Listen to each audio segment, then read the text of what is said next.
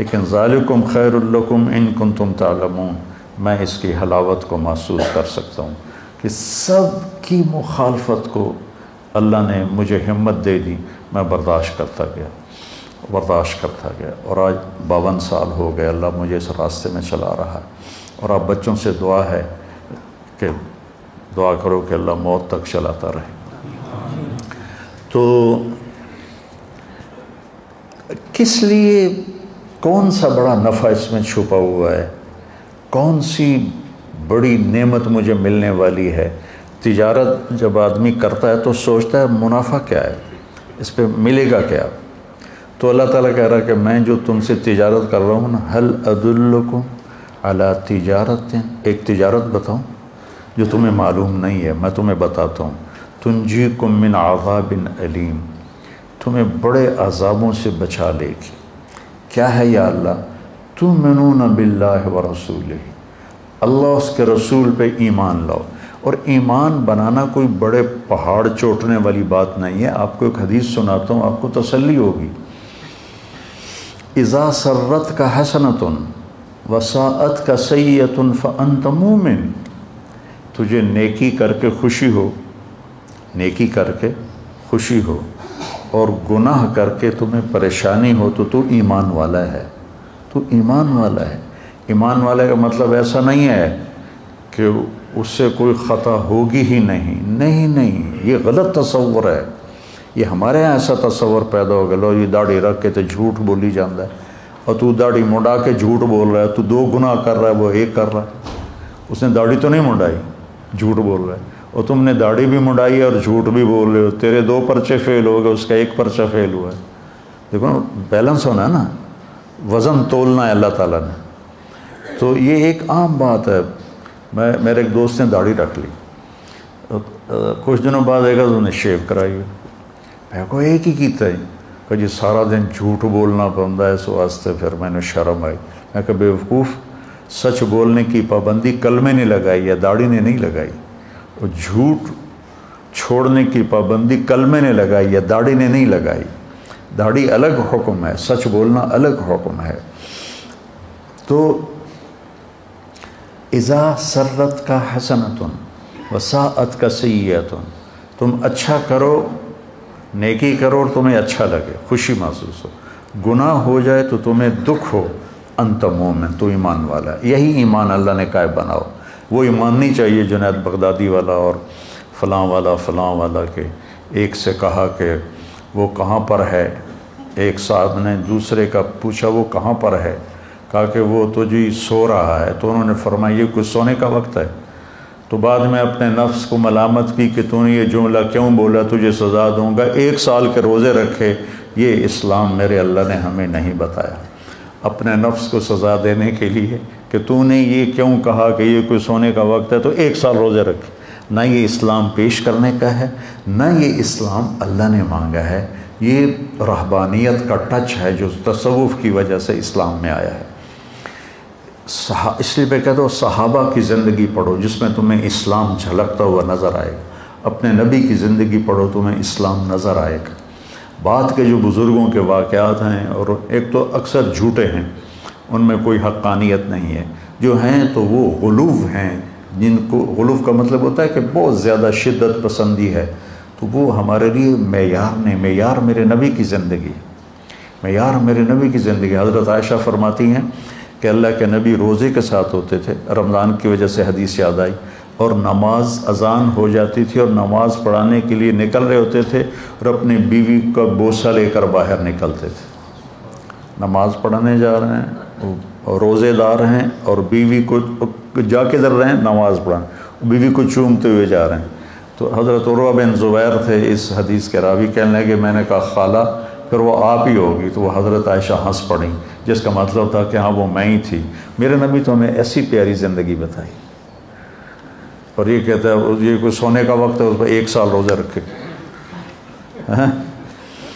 وہ ایک آدمی مسلمان ہوا تو اس کو پیشاب آیا تو انہیں ادھر منہ کیا، وہ ادھر قبلہ ہے، اس بیچارے نے ادھر منہ کیا، وہ ادھر پرانا قبلہ ہے، اس نے ادھر منہ کیا، وہ قبلے نو کنڈ ہو گئی، اس نے ادھر منہ کر کے پیشاب کیا۔ جب گھر گیا تو بیگم کہنے لگی بسم اللہ بسم اللہ، آکھن لگا بسم اللہ تو کر رہے ہیں تو پیشاب کر دی واری تینوں پتہ لگ جائے گا۔ تو ایسا اسلام ہمیں نہیں چاہیے، یہ اسلام نہیں ہے، یہ لوگوں کے اپنے ذوق کی چیزیں ہیں۔ 30 سال سے میں ستو کھا رہا ہوں، ہے نا فضائل اعمال میں واقع، بھائی تو کھا ستو سانوں کیوں دسی جانا ہے؟ میرے نبی نے تو ساری زندگی کھانا کھایا ہے پسند۔ میرے نبی نے صرف ایک دفعہ باسی روٹی کھائی ام ہانی کے گھر، ورنہ ساری زندگی آپ یا تازہ کھایا یا فاقہ کیا، یا آپ تازہ کھاتے تھے یا فاقہ کرتے تھے، آپ نے رکھا ہوا کھانا نہیں کھایا۔ صرف فتح مکہ پر ام ہانی رضی اللہ عنہ کے گھر باسی روٹی تھی، آپ نے تھوڑی ان کی دلداری کے لیے کچھ کھا لی ہوگی، ورنہ آپ کی عادت مبارکہ تھی یا آپ تازہ کھاتے تھے یا پھر فاقہ فرماتے تھے۔ تو ایمان کا مطلب کہیں کوکاف پہ جانا نہیں ہے، 24 گھنٹے کی زندگی میں سچ بولے، جھوٹ نہ بولے، دیانتداری سے کاروبار کرے، دھوکہ نہ دے، زبان کی حفاظت کرے، گالی، غیبت، چغلی، الزام، شکایتیں یہ نہ کرے، رزق حلال کمائے، تو یہ کامل مکمل ایمان والا ہے۔ پھر اس میں کبھی کوئی اس سے اونچ نیچ ہو جائے تو توبہ کرے تو اللہ معاف کرے گا۔ یہ ہے اللہ رسول پر ایمان۔ یہ کوئی کوکاف پہاڑوں میں نہیں جانا، کوئی غاروں میں جا کے نہیں بیٹھنا، سچ بولے، دیانتداری سے اپنے کام کاروبار کرے، اپنے اخلاق اچھے رکھے، رزق حلال کمائے، تو یہ کامل ایمان والا ہے، مکمل ایمان والا ہے۔ اور پھر کیا کہا؟ پھر یہی چیزیں تجاہدون فی سبیل اللہ باموالکم وانفسکم، یہ چیزیں اوروں میں پیدا کرنے کے لیے تم محنت کرو، جو جس کی کوئی بھی شکل ہو سکتی ہے، لیکن سب سے خوبصورت شکل اس وقت تبلیغ کا کام ہے۔ تبلیغ کا کام متعین نہیں ہے کہ بھئی یہی دین کی محنت ہے، یہ بچے بھی دین کی محنت کر رہے ہیں، ان کے استاد بھی دین کی محنت کر رہے ہیں، خانقاہوں والے بھی ہیں، اور کتابیں لکھنے والے ہیں، واعظ کرنے والے ہیں، نصیحت کرنے والے ہیں، لیکن جو سب سے اس وقت نفع والا کام ہے وہ تبلیغ کا ہے۔ تو اس پر اللہ تعالیٰ کہتا ہے ہوگا کیا؟ یغفر لکم ذنوبکم، پہلا کام تو یہ کروں کہ تمہارے سارے گناہ معاف کروں۔ قوم نوح کے لیے اللہ نے کہا یغفر لکم، کیا ہے بلا؟ من ذنوبکم، تمہارے کچھ گناہ معاف کرے گا۔ اور ہمیں اللہ نے کہا یغفر لکم ذنوبکم، تمہارے سارے معاف کروں گا۔ سبحان اللہ، تو گناہوں کی معافی ہو جائے تو بہت بڑی بات ہے۔ پھر یدخلکم، تمہیں جنت میں پہنچاؤں گا، کون سی؟ تجری من تحتها الانہار، جس میں دریا بہتے ہیں۔ نہر عربی میں دریا کو کہتے ہیں، ہمارے ہاں نہر کا ترجمہ اور ہے، اور عربی میں نہر دریا کو کہتے ہیں، یہ ہمارے والی نہر کو نہیں کہتے جس کو نکالا جاتا ہے۔ تو ایک ایسی جگہ لے جائے گا جہاں دریا بہتے ہیں، کس کے؟ من ماء غیر آسن، پانی ہے جو گدلا نہیں ہوتا، من لبن، دودھ ہے، لم یتغیر طعمہ، جس کا ذائقہ نہیں بدلتا، تھوڑے دیر دودھ پڑ رہے کھٹا ہو جاتا ہے، وہ دودھ کبھی کھٹا نہیں ہوگا۔ من عسل مصفا، شہد ہے جس کو چھاننے کی ضرورت کوئی نہیں ہے، ہم چھتا لیتے ہیں تو اس کو چھانتے ہیں۔ من خمر لذت للشاربین، اور شراب ہے جو لذت کے ہے پینے والوں کی۔ یہ تین چیزوں کے ساتھ اللہ نے یہ لفظ استعمال نہیں کیا، لذت للشاربین، پانی بھی ضرورت ہے، دودھ بھی ضرورت ہے، شہد بھی ضرورت ہے، اور شراب لوگ ضرورت کے لیے نہیں پیتے، لذت کے لیے پیتے ہیں۔ لیکن پاگل پھر الٹیاں کر رہے ہوتے ہیں، منہ سے بدبو آ رہی ہوتی ہے، شرابیوں کے ساتھ وقت گزر، ہمارے ساتھ کالج کے لڑکے شراب پیتے تھے، تو الٹیاں آ رہی ہیں، اندر ہی پیشاب نکل رہا ہے، بری حالت ہوتی ہے، اور بے ہوش ہو گئے تو لذت کا احساس ویسے ہی ختم ہو گیا۔ تو اللہ نے کہا پاگلو اس کو چھوڑ دو، لذت للشاربین، میں نے تمہاری لذت کے لیے شراب بنائی ہے، اس کا ایک گونڈ پی لو گے تو نہ سر میں درد ہوگا نہ چکر آئیں گے، لیکن آسمانوں پر اڑو گے لذت کے۔ من تحتها الانہار، اور پھر آگے کہا وَمَسَاكِنَ طَيِّبَةً فی جنات عدن، اور جنت الفردوس میں تمہارے لیے اعلیٰ گھر بنائے ہیں، مساکن طیبہ۔ جنت الفردوس کے گھر کی ایک اینٹ سونے کی ہے، ایک چاندی کی ہے، ایک موتی کی ہے، ایک یاقوت کی ہے، ایک زمرد کی ہے، اور مشک اس کا گارا ہے، مشک اس کا گارا ہے، اور زعفران اس کی گھاس ہے، اور اللہ کا عرش ان کی چھت بنایا ہے اللہ تعالیٰ، اور فرش سے لے کر چھت تک 1,00,000 ہاتھ، یعنی 25 لاکھ فٹ کی بلندی پر چھت ہوگی، 25 لاکھ فٹ کی بلندی پر چھت ہوگی۔ تم 5 فٹ کے نہیں جاؤ گے، تم بھی 130 فٹ کے جاؤ گے، ورنہ تو تم اس میں ایسے نظر آئے گا جیسے کوئی مچھر پھر رہا ہو۔ اگر تم 5 فٹ کے چلے گئے پھر تو ہم اس گھر میں مچھر کی طرح نظر آئیں گے۔ اللہ 130 فٹ کی ہائٹ دے گا، عورت کو بھی دے گا، مرد کو بھی دے گا، فی جنات عدن۔ اب میری ایک بات پہ غور کرو، جب آدمی کے پاس پیسے آتے ہیں نا تو سب سے پہلے وہ گھر بدلتا ہے۔ گھر بدلنے کے لیے کہتا ہے نہر کے کنارے گھر ہو، وہ جو نہر بہ رہی ہے، فیصلہ ہوا ایک ہی تو نہر ہے، باقی تو گندی گند ہے، تو جگہ بدلتا ہے، لوکیشن اچھی ہو اور گھر اچھا ہو۔ گھر اچھا ہونے کی 2 خوبیاں ہیں، ایک اس میں ضرورت کی چیزیں پوری ہوں، ایک اس کا نقشہ خوبصورت۔ تو مساکن طیبہ فی جنات عدن، جنات عدن لوکیشن بڑی اعلیٰ ہے، ساری جنتوں میں جنت الفردوس سب سے اعلیٰ درجے کی، سب سے اعلیٰ۔ جس دن اللہ نے جنت الفردوس کو بنایا ہے اس دن سے لے کر آج، اور آج سے قیامت تک روزانہ اس کو پہلے سے 5 گنا زیادہ خوبصورت کرتا ہے۔ وہ کیا چیز بن رہی ہوگی، کیا سما بننا ہوگا۔ یہاں کا مور ناچتا ہے تو دل باغ باغ ہو جاتا ہے، جب وہاں کا مور ناچے گا تو کیا منظر ہوگا۔ یہاں کی بلبل جب کوئل آواز نکالتی ہے تو آدمی حیران ہو جاتا ہے، وہاں کی کوئل جب آواز نکالے گی تو کیا سر ہوگا۔ یہاں کی موسیقی سن کر لوگ سر ہلانے شروع ہو جاتے ہیں، جنت کی موسیقی سنیں گے تو کیا حال ہوگا۔ ایک شخص نے پوچھا یا رسول اللہ جنت میں موسیقی ہے؟ آپ نے کہاں ہے؟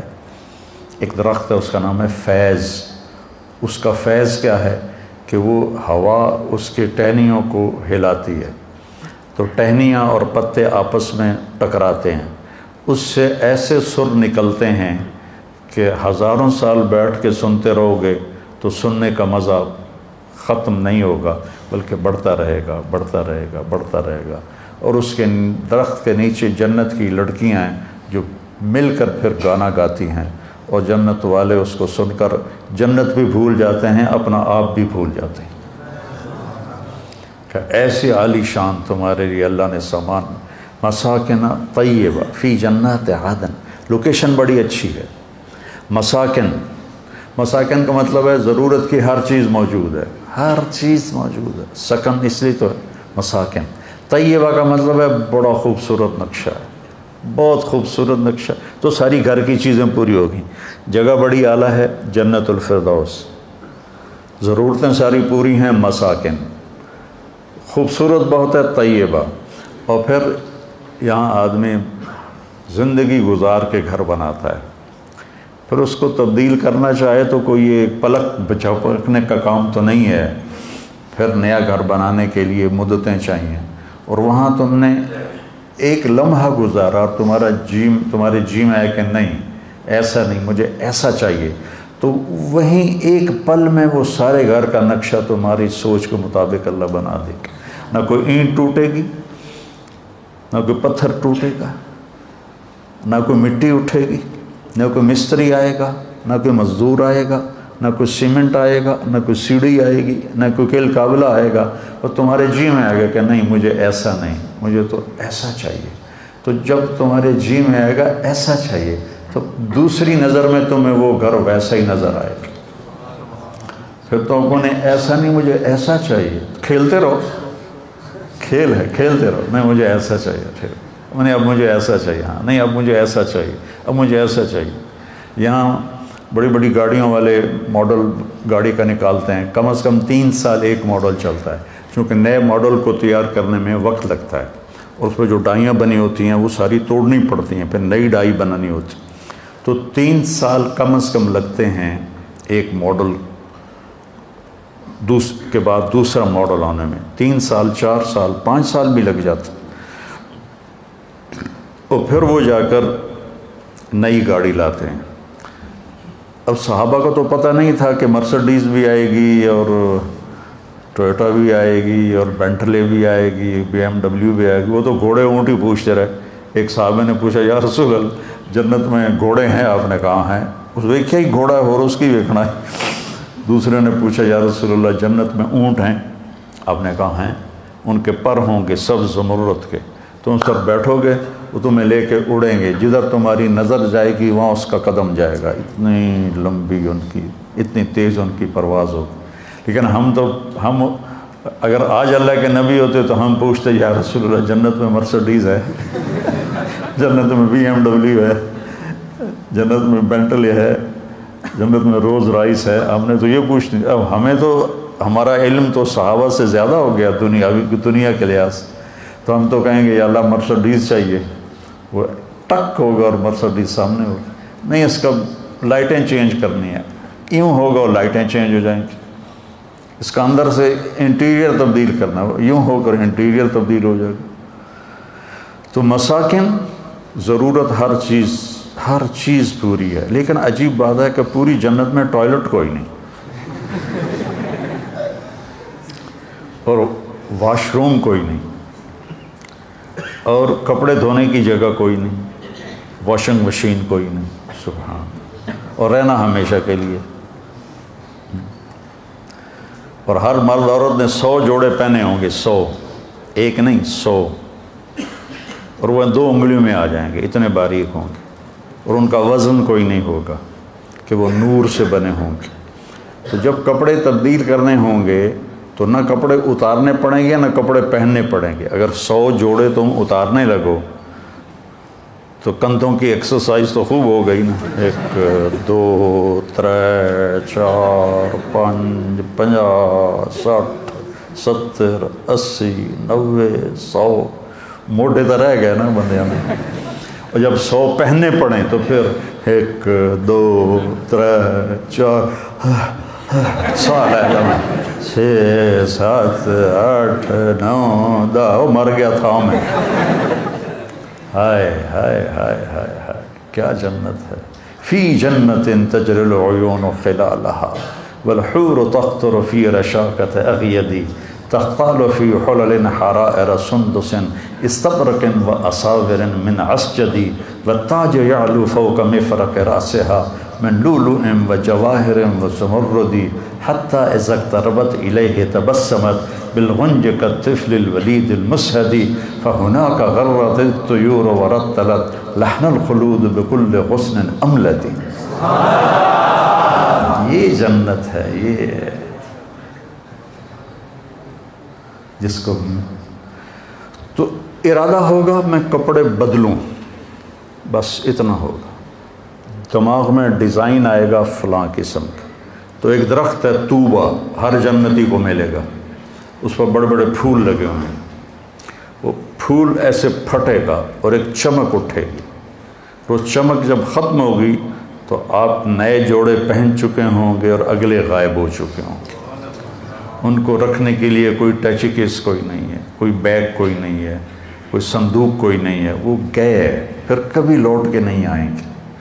اب چاہے دن میں 1000 دفعہ کپڑے بدلو کوئی مسئلہ نہیں، چونکہ آپ نے یوں کر کے ایک اس کا رومال بھی نہیں اٹھانا ہے، وہ سب اللہ کے ذمہ ہوگی۔ تو کہہ رہا تمہیں تجارت بتاتا ہوں، تمہیں بڑے دکھوں سے بچائے گی، بڑی اسپیشل تجارت ہے۔ ایک اپنا ایمان ٹھیک کر لو، اتنا کر لو کہ گناہ سے دکھ ہو، نیکی سے خوشی ہو، اور فرائض پورے کر لو۔ اور فرائض کے بعد یہ 4 باتیں میں نے بتائیں، سچ بولو، دیانتداری سے معاملات کرو، اخلاق اچھے کرو، رزق حلال کماؤ، تو پھر تم آ جاؤ، تمہارے گناہ کے سارے پیپر صاف کر دوں گا، اور تمہارے لیے خوبصورت گھر ہوگا، اور تمہارے لیے ضرورت ساری پوری ہوگی، اور کچن بھی کوئی نہیں جنت میں، یار یہ بھی یاد آ گیا، جنت میں کچن بھی کوئی نہیں۔ ایک دفعہ ہم بیٹھے تھے مولانا سعید خان صاحب کے پاس، تو ایک نے پوچھا جی جنت میں حقہ ہوگا؟ تو مولانا نے کہا حقہ تو ہوگا پر آگ لینے جہنم جانا پڑے گا۔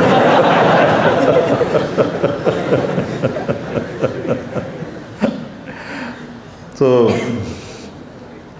بس سب کچھ ہوگا، چاہے نسواری کو نسوار یاد آئے گی تو وہ بھی ہو جائے گی، لیکن وہ چونے والی نسوار نہیں ہوگی، وہ پھر زعفران والی نسوار ہوگی۔ کسی پنواڑی کو پان یاد آ گیا، یہ پان کھا کھا کھا اپنے منہ سارے انہوں نے منہ کا ہے جائیے سارا سارا منہ سرخ کیا ہوتا ہے انہوں نے۔ ہندوستان میں بہت زیادہ ہے، ہمارے ہاں تو پان کھانے والے تھوڑے لوگ، وہاں تو ہر آدمی۔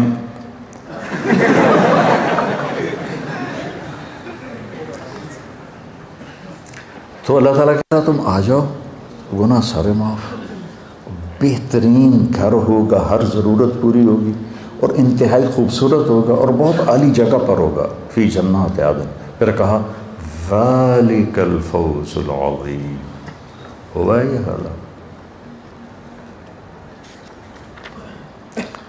ذالک الفوز العظیم، یہ ہے اصل کامیابی، کہ تمہیں جنت ملے، تمہیں اللہ کی رضا ملے، تمہارے گناہ معاف ہو جائیں، یہ تجارت ہے اصل کامیابی۔ لیکن میں اللہ پہ قربان جاؤں، اللہ ہمارا خالق ہے، کہنا کہ وہ اخرى، ایک اور بات بھی ہے، یہاں قرآن کا لہجہ بدل جاتا ہے، وہ اخرى، ایک اور چیز بھی ہے جو تمہیں پسند ہے، تحبونہا، اللہ تعالیٰ کہہ رہا ہے مجھے پتہ ہے میرے بندو، تم دنیا لیے بغیر تمہیں جنت پر تمہارا گزارا نہیں ہوگا، تم کہو گے کوئی پراٹھا اتنے بھی چاہیے، تو وہ اس کو اللہ نے کہا وہ اخرى، وہ ایک اور چیز بھی ہے، تم میرا چہرہ دیکھو، ایک اور چیز بھی ہے۔ تو لہجہ، چہرے کا انداز اس کو ہلکا بنا رہا ہے کہ کوئی معمولی چیز ہے، کوئی بڑی چیز کوئی نہیں ہے، وہ اخرى، اخرى۔ آدمی اپنا شکل بھی بدلتا ہے اور ہاتھ کے حرکت کو بھی اس کے ساتھ تائید کے طور پر، وہ اخرى، ایک اور شے بھی ہے، تو انہوں بڑی چنگی لگی، اللہ نے بڑی چنگی نہیں لگی، تو انہوں چنگی لگ دی ہے، کی ہے نصر من اللہ و فتح قریب، یا اللہ دنیا بھی دے، اس کے بغیر گزارا نہیں۔ وہ قتادہ بن نعمان رضی اللہ عنہ کی آنکھ ضائع ہو گئی فتح غزوہ احد میں، تو ان کی آنکھوں میں تیر لگا ہوا تھا، تو واہ یا رسول اللہ میرے آنکھوں میں تیر لگ گیا۔ تو آپ نے کہا آنکھ چاہیے یا جنت چاہیے؟ کہنے لگے مجھے دونوں ہی چاہیے، آنکھ بھی چاہیے جنت بھی چاہیے۔ تو آپ نے ان کا تیر نکالا، اور وہ جو کیما بن گئی تھی آنکھ، اس کو اپنے ایسے ہاتھوں میں انگلیوں میں لیا، اور ان کی آنکھ میں رکھ کر اوپر ایسے ہاتھ پھیر کر کہا اللہم اجعلھا احسن عینی، یا اللہ دوسری آنکھ سے زیادہ خوبصورت کر دے۔ تو اپنے انگلیاں ہٹائیں تو وہ چمک رہی تھی روشن آنکھ۔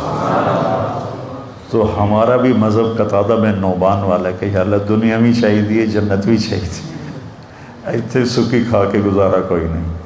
تو میرا رب ہم سے ایک تجارت کر رہا بچوں، یا باہر کا مجمع آیا ہوا ہے، اب لوگ تبلیغ میں جایا کریں، زیادہ نہیں 3 دن ہر مہینے لگا لیا کریں، آپ کے ہر مسجدوں میں تبلیغ کا کام ہو رہا ہے، تو انشاءاللہ العزیز اللہ تعالیٰ یہ ہر مہینے 3 دن اگر آپ جاتے رہیں گے تو آپ کی زندگی میں بہت بڑی تبدیلی آ جائے گی۔ اور یہ طاق راتیں چل رہی ہیں، آج بھی طاق رات ہے، شب قدر ہے یا نہیں ہے یہ تو اللہ کے علم میں ہے۔ ہمارے ہاں 27 کا اہتمام کیا جاتا ہے، 27 ضروری نہیں ہے، کبھی 21، کبھی 23، کبھی 25، کبھی 27، کبھی 29۔ تو ان طاق راتوں میں اللہ تعالیٰ کوئی ایک رات، یہ بچوں کو تو انشاءاللہ نصیب ہو جائے گی، ایک رات ان کی گھر میں آئے گی تو تھوڑا سا جاگ لیں گے، تو انشاءاللہ ساری پانچوں راتیں ان کی تو مزے میں ہیں، اللہ کا علم پڑھ رہے ہیں، حدیث پڑھ رہے ہیں، قرآن پڑھ رہے ہیں۔ آپ جو آئے تشریف لائے ہوئے اپنے گھروں میں جاگنے کا اہتمام کر لیں، چھوٹی راتیں ہیں۔ تو ایک تو کوئی والدین کا نافرمان ہے تو ماں باپ سے معافی مانگ لیں، کوئی شراب کا عادی ہے تو توبہ کر لے، کوئی رشتہ داروں سے لڑا ہوا ہے تو صلح کر لے، کوئی دل میں کینہ بغض نفرت رکھتا ہے تو اس کو دل کو صاف کر لے، تو پھر انشاءاللہ بخشش کی مہر اللہ کے نبی نے لگا کے دی ہے کہ شراب نہ پیتا ہو، ماں باپ کا نافرمان نہ ہو، رشتہ داروں سے لڑائی نہ لڑتا ہو، دل میں بغض نہ رکھتا ہو، تو شب قدر میں سب کی بخشش ہو جاتی ہے۔ لیکن یہ 4 کام میں سے کوئی ایک کام بھی کسی کے اندر ہے تو وہ پینڈنگ ہو جاتا ہے، یہ نہیں کہ اس کی ہوتی نہیں، اگر وہ توبہ کر لے گا تو معاف ہو جائے گا۔ تو میرے عزیزو، یہ مختصر سی زندگی ہے، نہ جانے بلا لے پیا کس گھڑی، تو کیا کیا کرے گی اری دن کے دن، بلانے والے کا بلاوا پتہ نہیں کب آ جائے، تو ہم اپنی آخرت کو بنانے کے لیے یہ ہمیں اللہ نے بہترین کام دیا ہے تبلیغ کا۔ جب 3 دن ہر مہینے آپ جاتے رہیں تو انشاءاللہ آپ کی زندگی میں تبدیلی آ جائے گی۔ اور یہ بچے جو فارغ ہو رہے ہیں، یہ سال کی نیت کریں، انشاءاللہ اللہ ان کو بہت زیادہ دے گا۔ اللہ تعالی ہمیں قبول فرمائے۔